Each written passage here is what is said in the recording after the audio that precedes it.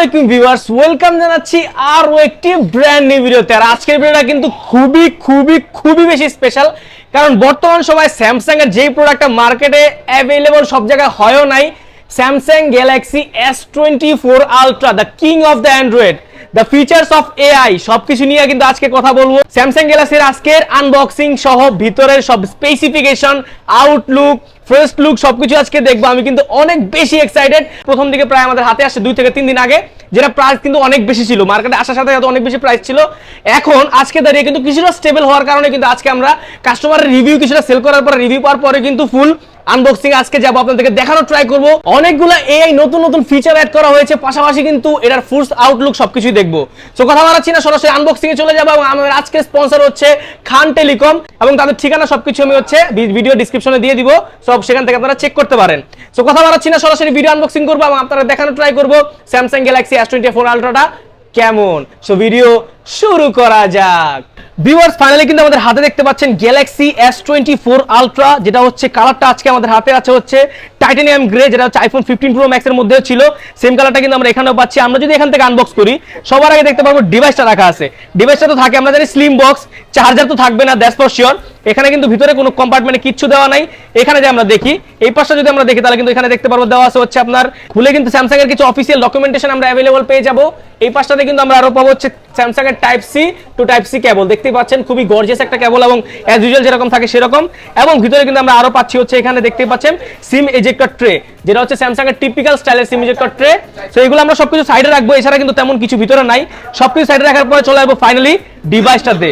Just look at this device, oh my god, just look at this device, কতটা premium. সাইডের যে ফ্রেমটা সেটা কিন্তু হচ্ছে টোটালি টাইটানিয়াম, পিছনে কিন্তু হচ্ছে আপনাদেরকে সিরামিক বডি প্লাস গ্লাসের প্রোটেকশন দেওয়া আছে। সবকিছু নিয়ে কথা বলবো। নতুন ডিজাইন আসছে, ফ্ল্যাট ডিসপ্লে আসছে। ও, আমরা তো এটা খুলতে ভুলেই গেছি। Just oh my god, just look at this. So এখানে কিন্তু আমরা আরো পাচ্ছি হচ্ছে এস পেন বরাবরের মতোই, সেগুলো নিয়ে আমরা কথা বলবো, এবং হচ্ছে স্পেসিফিকেশনে গিয়ে যাওয়ার সময় আমরা কথা বলবো।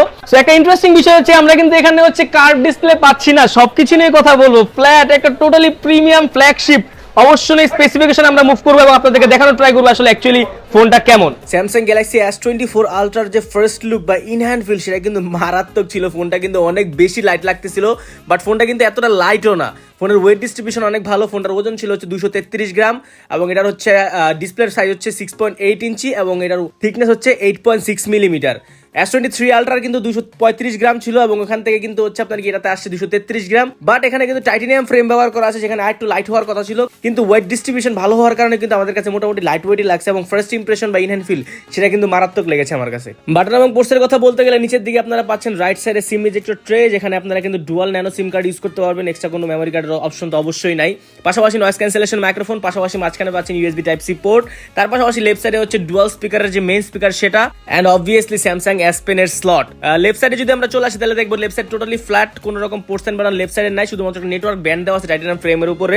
পাশাপাশি রাইট সাইডে যদি আমরা চলে আসি, তাহলে দেখতে পারবো হচ্ছে রাইট সাইডে পাওয়ার অন অফ বাটন আর হচ্ছে ভলিউম আপ ডাউন বাটনটা দেওয়া আছে, এবং ফিঙ্গারপ্রিন্টটা কিন্তু ইন ডিসপ্লে ফিঙ্গারপ্রিন্ট অবভিয়াসলি, এবং ফিঙ্গারপ্রিন্টের পজিশন এবং ফিঙ্গারপ্রিন্টের যে অ্যাকুরেসি সেটা কিন্তু অনেক বেশি অ্যাকুরেট ছিল ভাই, to be honest with you.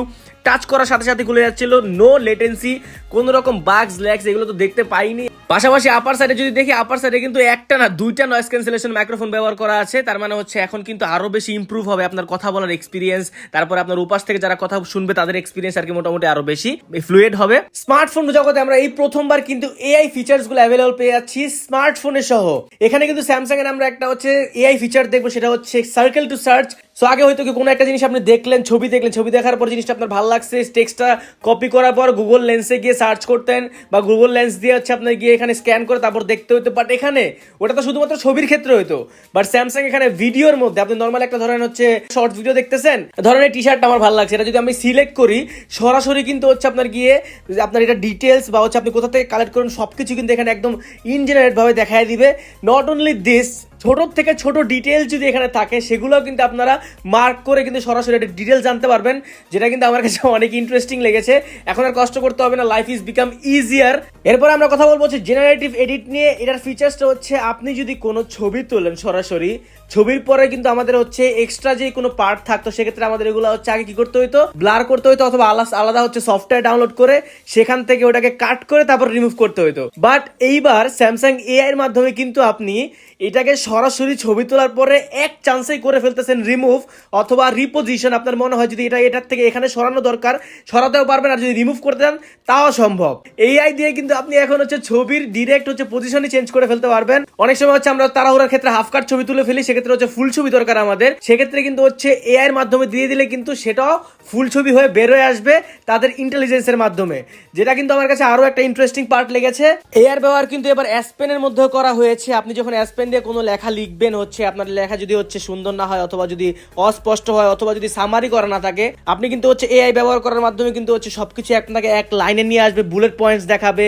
এখানে কিন্তু auto format, summaries, correction, translate 4টা অপশন আছে। অটো ফরম্যাট দিয়ে কিন্তু আপনি হচ্ছে যদি আপনার লেখা যদি এদিক ওদিক থাকে অথবা হচ্ছে লেখা যদি লাইনে না থাকে তাহলে অটোমেটিক এটা ফরম্যাটে নিয়ে আসবে, লাইনে নিয়ে আসবে। দ্বিতীয় সামারিজ, মানে আপনি যদি একটা প্যারাগ্রাফ লেখেন সেখান থেকে আপনার যদি সামারিজ দরকার হয়, কিওয়ার্ড দরকার হয়, তাহলে সংক্ষিপ্ত করে এটা আপনাকে সারাংশটা দেখাবে। থার্ড হচ্ছে আপনার কারেকশন, এখানে যদি কোনো ওয়ার্ড ভুল হয়, বানান ভুল হয়, তাহলে কিন্তু এর মাধ্যমে সিলেক্ট করে সেটা আপনার ওয়ার্ড ঠিক করে দিবে। ফোর্থ আপনার হচ্ছে ট্রান্সলেট, ভাষার পরিবর্তনের ক্ষেত্রে এটা ব্যবহার করা হয়। সো এআই এর এই ফিচার্সগুলো আমার কাছে কিন্তু অনেক হেল্পফুল মনে হয়েছে যারা স্টুডেন্ট আছেন তাদের জন্য। নেক্সট এআই ফিচারটা হচ্ছে লাইভ ট্রান্সলেট। এটা কিন্তু খুবই ইন্টারেস্টিং একটা জিনিস। আপনার হচ্ছে অন্য ভাষার মানুষের সাথে কথা বলতে চান তাহলে কিন্তু আপনি খুবই ফ্লুয়েন্টলি কথা বলতে পারবেন। আপনি যখন ফোন দিবেন বা কথা বলবেন তখন সরাসরি কিন্তু হচ্ছে আপনার সাথে সাথে লাইভ ট্রান্সলেট করে, ধরেন আপনি ইংলিশে কথা বলতেছেন আর সে হিন্দিতে কথা বলতেছে, আপনি সরাসরি হচ্ছে লাইভ ট্রান্সলেটের মাধ্যমে হচ্ছে তার সাথে কমিউনিকেট করতে পারবেন। সে যদি হিন্দিতে বলে আপনার কাছে সেটা ইংলিশে আসবে, আপনি যদি ইংলিশে বলেন তাহলে কিন্তু তার কাছে সেটা ট্রান্সলেট হয়ে হিন্দিতে যাবে, যেটার মাধ্যমে ভাষা নিয়ে একটা প্রবলেম ছিল কথা বলার ক্ষেত্রে, সেই প্রবলেম কিন্তু আর ফেস করতে হবে না। তবে এখানে হচ্ছে স্যামসাং অনলি 13টা ল্যাঙ্গুয়েজ অ্যাড করেছে, এরপরে হচ্ছে আরো অ্যাড করবে বলেছে তারা। সো এই ফিচারটা কিন্তু আমার কাছে ইন্টারেস্টিং লেগেছে। সো ডিসপ্লে সেকশন নিয়ে কথা বলতে গেলে এখানে কিন্তু ব্যবহার করা আছে 6.8 ইঞ্চির একটি dynamic LTPO QSD plus AMOLED display. Display resolution হচ্ছে 2K প্লাস রেজোলিউশন এখানে ব্যবহার করা আছে। তার পাশাপাশি 120 হার্জ এর রিফ্রেশ রেট, পাশাপাশি কিন্তু হচ্ছে 2600 পিক ব্রাইটনেস। S23 আলট্রা থেকে কিন্তু অনেকটাই ব্রাইটনেস বাড়িয়ে দেওয়া হয়েছে এবার। 2600 নিটস ব্রাইটনেসের পাশাপাশি কিন্তু ফোনটাতে আরো পেয়ে যাচ্ছেন গরিলা গ্লাস আর্মারের protection, scratch proof display glass, যেটা হচ্ছে আপনার গিয়ে ফোন হাত থেকে পড়ে গেলে এখন হচ্ছে ওইভাবে হচ্ছে ভেঙে যাওয়ার আপনার ভয়টা নাই। আরেকটা বিষয় হচ্ছে ফোনটাতে কিন্তু কার্ভ ডিসপ্লে একদম হচ্ছে ডিলিট করে দেওয়া হয়েছে, যার কারণে কিন্তু হচ্ছে আপনারা যারা গেমার্স আছেন তাদের জন্য কিন্তু সুখবর, কারণ কার্ভ ডিসপ্লেতে আমরা জানি গেমিং করতে একটু প্রবলেম হয়। ফ্ল্যাট ডিসপ্লেতে কিন্তু হচ্ছে আপনার গিয়ে তুলনামূলক সুবিধা এবং ফ্ল্যাট ডিসপ্লে ভেঙে যাওয়ার ভয়টাও কিন্তু কম থাকে হাত থেকে পড়ে গেলে। পাশাপাশি অলওয়েজ অন ডিসপ্লে সহ সব ধরনের হাইলাইট ফিচার কিন্তু এখানে আপনারা অ্যাভেলেবল পেয়ে যাচ্ছেন, এবং ডিসপ্লের কালার রেজোলিউশন সেগুলো কিন্তু একদমই অন টপ ছিল ভাই। ফ্ল্যাট ডিসপ্লে হলো চিন, আর বেজেলটা কিন্তু একদমই ন্যারো হয়ে গেছে, সিমেট্রিক বেজেল আমরা পাচ্ছি এখানে, যার কারণে কিন্তু হচ্ছে মাল্টিমিডিয়া এক্সপিরিয়েন্স সেটা কিন্তু হচ্ছে আরো বেশি ফ্লুয়েড হয়ে যাবে, আপনাদেরকে হচ্ছে আরো বেশি অ্যাকুরেট লাগবে, মনে হবে যে ফুল স্ক্রিন ডিসপ্লেটা দেখলেই শান্তি লাগে ভাই। মানে এত সুন্দর কালার কন্ট্রাস্ট, এগুলো দেখলেই মনে হয় যে আসলে মানে আলাদা একটা ফিল আসে। ফাইনালি কিন্তু আমরা চলে আসলাম ক্যামেরা সেকশনে আমরা আসলে কিন্তু দেখতে পারবো কোয়াড ক্যামেরা সেটআপ, যেটার মেইন মেগাপিক্সেল হচ্ছে 200 মেগাপিক্সেলের ক্যামেরা। সেকেন্ডারি আলট্রা ওয়াইডটা কিন্তু ব্যবহার করা আছে 12 মেগাপিক্সেলের। তাছাড়া কিন্তু হচ্ছে 50 মেগাপিক্সেলের আপনারা পেরিস্কোপ, যেখানে আপনার 5x পর্যন্ত জুম অ্যাভেলেবল আছে। পাশাপাশি কিন্তু হচ্ছে আরো পাচ্ছেন 10 মেগাপিক্সেলের টেলিফোটো লেন্স, যেখানে আপনারা হচ্ছে 3x পর্যন্ত অপটিক্যাল জুমটা অ্যাভেলেবল পেয়ে যাচ্ছেন। ক্যামেরা নিয়ে কোনো রকম কম্প্রোমাইজ কিন্তু করে নাই স্যামসাং। ছবির কোয়ালিটি কিন্তু অনেক বেশি ভালো ছিল, প্রত্যেকটা ছবিতে details, sharpness, contrast well balance ছিল, এবং একটা ট্রু ফ্ল্যাগশিপ ক্যামেরা যেরকম আমরা এক্সপেক্ট করে থাকি সেরকমই আমরা পাচ্ছিলাম।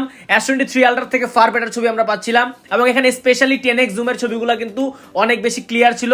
1x, 3x, 5x and 10x আমরা তিনটা লেন্সে ছবি তুলে দেখেছি, তিনটার ছবির কোয়ালিটি কিন্তু অনেক বেশি ভালো ছিল, অ্যাকুরেট আমরা পাচ্ছিলাম।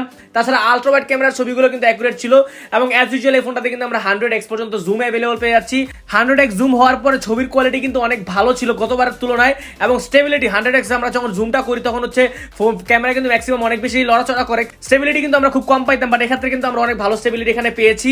সো ভিডিওর কোয়ালিটির কথা যদি বলি, ভিডিওর কোয়ালিটির কথা বলতে গেলে সেখানে একদম টপ নচ পারফরমেন্স পাচ্ছিলাম, 8K পর্যন্ত সাপোর্টেড আছে ভিডিও, এবং ভিডিওর কোয়ালিটি ভাই to be honest with you অনেক বেশি ভালো। পাশাপাশি সেলফি ক্যামেরাতে কিন্তু আমরা পাচ্ছিলাম হচ্ছে 12 মেগাপিক্সেলের মেইন ক্যামেরা, যেখানে ক্যামেরার কোয়ালিটি কিন্তু অনেক বেশি ভালো ছিল, ছবির শার্পনেস ডিটেলস অ্যাজ ইউজুয়াল আমরা ভালো পাচ্ছিলাম। ভিডিওর কোয়ালিটির কথা বলতে গেলে ভিডিওর কোয়ালিটির মধ্যেও কিন্তু আমরা হচ্ছে 4K প্লাস 60 FPS পর্যন্ত ম্যাক্সিমাম সাপোর্টটা পাচ্ছিলাম। সেলফি ভিডিওতে কিন্তু একদম স্টেবিলিটির কোনো অভাব ছিল না। ওভারঅল ক্যামেরাটা নিয়ে যদি কথা বলি, জাস্ট বর্তমান বাজারে স্যামসাংকে বিট করার মতো আমার মনে হয় না অন্য কোনো ক্যামেরা বাজারে আছে। আমরা যদি পারফরমেন্স সেকশনে আসি, তাহলে বর্তমান সময়ের স্ন্যাপড্রাগনের সবচেয়ে highest processor Qualcomm Snapdragon 8 Gen 3, একটি 4nm বেস প্রসেসর, এবং নর্মাল যে স্ন্যাপড্রাগন 8 Gen 3 এটা থেকে কিন্তু স্যামসাং এরটা আলাদা।